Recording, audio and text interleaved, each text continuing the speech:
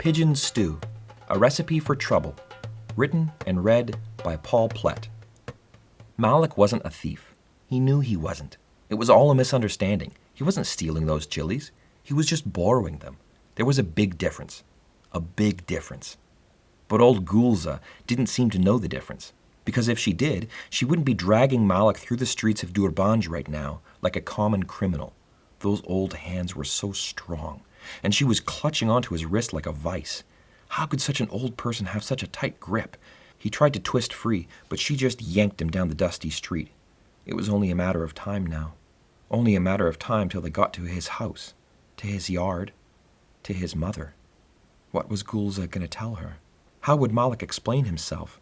He started to work through the story in his head, just to prepare. It had all started that morning when his mother Nuri had brought in a few pigeons from the loft. She was planning to make pigeon stew, and she needed him to go collect some ingredients. Pigeon stew was Malek's favorite, and nobody in Durbanj made it like his mother. Nobody. Why? Because Nuri Hazim had a secret. Malek didn't know what it was, but he loved his mother so much, and he was determined to get her all the ingredients on her list. His first stop was Babu Hamadi's shop. His stall was usually stocked full of vegetables and spices, and so long as he wasn't sold out or closed for the day, Malek should be able to get nearly everything he needed there. So with a list in his hand and a bag over his shoulder, he headed to Babu Hamadi's. On the bustling market road is where Malek first spotted Gulza. Well, he actually sort of bumped into her. Maybe he should have been watching where he was going, but that still didn't give her any right to speak to him the way she did. "Walla, you almost knocked me over," the old wench cried, and Malek shrugged. Sorry, Miss Gulza, I didn't see you," he replied. "You need to watch where you're going, you little scamp." "Yes, I will. Sorry again," Malek cried as he ran away, not stopping to listen to Gulza as she shouted curses and threats at him.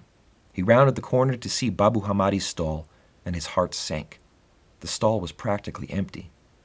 "Your food," Malek said, shaking his head. "Where is it?" Babu Hamadi shrugged. "It's the dry season, Malek. I'm almost out of everything. Hope to restock next week, but it's slim pickings these days." Malek shook his head. "Do you have any onion or garlic?" Babu Hamadi sighed. "Nope. What you see is all I have." Malek looked at the empty stall. All he could see were a few withered tomatoes and a small clump of sad-looking carrots. "I'll take the lot," Malek said. "That will be 3 tayals," Babu Hamadi replied, and Malek handed over a few coins, then stuffed the vegetables in his bag. "Your mum making something tonight?" Babu Hamadi asked, and Malek nodded. "Pigeon stew." Babu Hamadi's eyes lit up. I might just make my way over there this evening. What time do you eat?" "I'm sorry, Babu Hamadi, I can't tell you that," Malek said with a wry smile, then ran away. "I'll stop by after sundown then," Babu Hamadi said as Malek disappeared around the corner. He still needed onions, garlic, chickpeas, plus fresh herbs and peppers. Slowing to a walk, Malek scratched his head. "If Babu Hamadi doesn't have those, where can I find them?" he mumbled to himself, trying to work out a new plan. Then he remembered seeing his cousin Omar wheeling a load of vegetables to the storehouse earlier that week, and wondered if he might have what Malek needed. So he decided to pay Omar a visit, just to see. "Better avoid the market road, though," Malek said, remembering that Gulza was probably still hobbling along that dusty street, ready to give him an earful. "Lousy old crone," Malek muttered, chuckling to himself. He arrived at the storehouse just in time to see Omar locking up. "Omar, what are you doing?" "Hey there, cousin. I'm just closing up for the day. Why?" "Why are you closing? Don't you have any more deliveries to make?" "Deliveries?" Omar chuckled. "You trying to be funny?" "Listen," Malek said, stepping forward. "Do you have any onions in there?" Omar's smile faded, and he tilted his head down. "Malek, you know I can't just let you in here. What will everyone else think?" Malek peered over Omar's shoulder at the locked door. "I could make it worth your while." Omar raised an eyebrow. "How much?" he asked. Malek produced a few coins. 3 tayals?" Omar clucked and shook his head. 4? Malek asked. "It's all I have." Omar regarded Malek for a moment. "You better not tell anybody about this," he said, holding out his hand. Malek discreetly placed the coins in Omar's palm, then followed him to the building. Malek was dumbstruck as Omar opened the storehouse door He expected it to be sparse, but not empty. The shelves and floor were completely bare, and the only vegetables in the room were in a neat little pile on a drying rack in the far corner. "Where's all the food?" "All the food? You're looking at it," Omar replied, leading Malek to the vegetables. "What do you need?" Just a few onions, chickpeas, and a clove of garlic." Omar looked at Malek, then nodded toward the little pile. "Take your pick, but leave some for the rest of us." Malek nodded, then rifled through the stores, taking no more than he needed. "When is the next delivery coming?" Malek asked, and Omar shrugged. "We were supposed to get something this week, but we're still waiting. Just have to make do with what we have." Omar leaned in. "Malek, don't tell anyone about this, okay?" Malek nodded. He helped Omar lock up, then made his way down the street once more, looking at the list. "Last on the list is fresh coriander and green chilies." Malek looked around the dusty street. "Where am I supposed to find those?" Malek's eyes widened as he saw Gulza around the corner, grumbling to herself. He ducked down behind a large basket, trying to keep out of sight. "Lousy good-for-nothing market. Only gonna restock next week. What am I supposed to do until then?" Malek supposed that Gulza had arrived at Babu Hamadi's shop just a few moments after him and found the stall empty. Gulza's muttering got louder as she drew near, and Malek realized in horror that he was hiding right next to her house. She was heading home, and in a few moments would pass by the gate just on the other side of the basket he was crouched behind. "I suppose I'll have to make bland pilaf then. Unseasoned, unflavored, 50 years in this town, and that's the thanks I get." Malek kept low to the ground, staying as close to the basket as he could, while Gulza opened her gate, banging it behind her with a snort as she walked toward her house. She was so lost in her own thoughts that she never even looked up from her grumbling. Malek breathed a sigh of relief as Gulza walked away. Then he looked back down at the list. He had to find fresh coriander and green chilies, and he still had no idea where to look. Babu Hamadi was out of everything, and the storehouse was practically empty. Where could they be? Malek glanced toward Gulza as she entered her house, slamming the door behind her. Then his gaze lowered slightly to her kitchen garden, and there, along one of the rows, he saw 2 little sprigs of green sticking out of the rust-colored earth.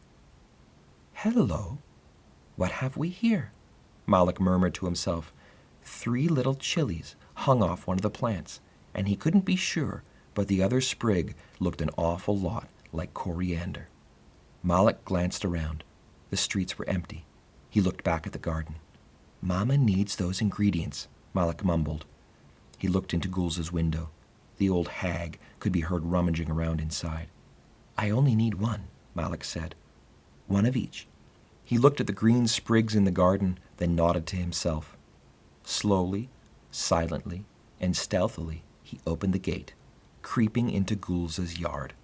"I'm just borrowing them," Malek thought to himself. "We'll pay her back when our garden is full. Just borrowing them for the time." Malek nodded at the thought as he moved towards the sprigs. He was right in front of the door now, and he needed to move quickly. He reached forward and pulled on one of the leaves from the little coriander plant. To his surprise, the whole plant popped out of the ground, roots and all. Malek stared at the little green plant. This wasn't good.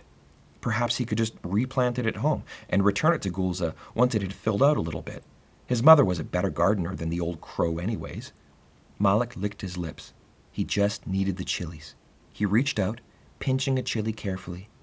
Suddenly, an old wrinkled hand slammed down on Malek's wrist, clamping down. "You little wretch!" Malek looked up to see Gulza standing over him, fuming. "You're stealing my chilies, thief!" No, I was just borrowing it. Borrowing, thief! You know what we do with thieves around here?" Malek's eyes widened, knowing the penalty for theft was to lose a hand. "No, Gulza, please!" "Quiet!" she cried, and Malek fell silent. A devilish grin spread across Gulza's face. "No, I'll do you one better. We're going to hear what your mother thinks of this." Malek was horrified. No, Gulza, let me pay for it." "Oh, you'll pay. You'll pay dearly." And with that, Gulza began to drag Malek across the yard, out the gate, and down the street. Malek hollered. He begged. He pleaded. He tried everything he could, but Gulza held him tight in her grasp. She knew exactly what she was doing, dragging Malek to the gates of doom. When they got to Malek's house, Gulza yelled from the street, "Nuri, come out here! See what your boy has done!" A moment passed, then Nuri Hazim emerged from the house, drying her hands. "Gulza, what is it?" "What is it? I'll show you what it is. This!" Gulza lifted the uprooted coriander plant. "Your boy was stealing my coriander and my chilies." "I wasn't stealing. I was just borrowing." Gulza yanked harshly on Malek's wrist. "Quiet, you!" Malek fell silent, and Nuri gasped. "Malek, is this true?" she asked, looking at him. Malek looked up at his mother, staring into her eyes. She looked both shocked and heartbroken. He couldn't lie to her, but he couldn't look at her either. His eyes fell to the ground.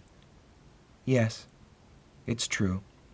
Nuri tisked, then looked back up at Gulza. "Gulza, I'm so sorry.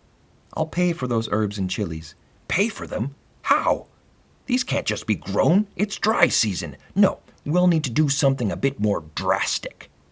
Nuri nodded. "What did you have in mind?" Gulza's eyes flickered. Then she looked down at Malek with a wry smile. "My floors need scrubbing, my fence needs mending, and my garden needs attending to." Malek sighed, realizing he was about to get locked into doing chores for the old witch. "Malek would be glad to help you with anything you want for the next week." Two weeks. Malek groaned, and Gulza jerked on his wrist again. Nuri nodded. 2 weeks. Anything else? Gulza looked over Nuri's shoulder and sniffed. "What is it you're cooking in there?" And that's how Gulza came to eat pigeon stew with Malek and his mother.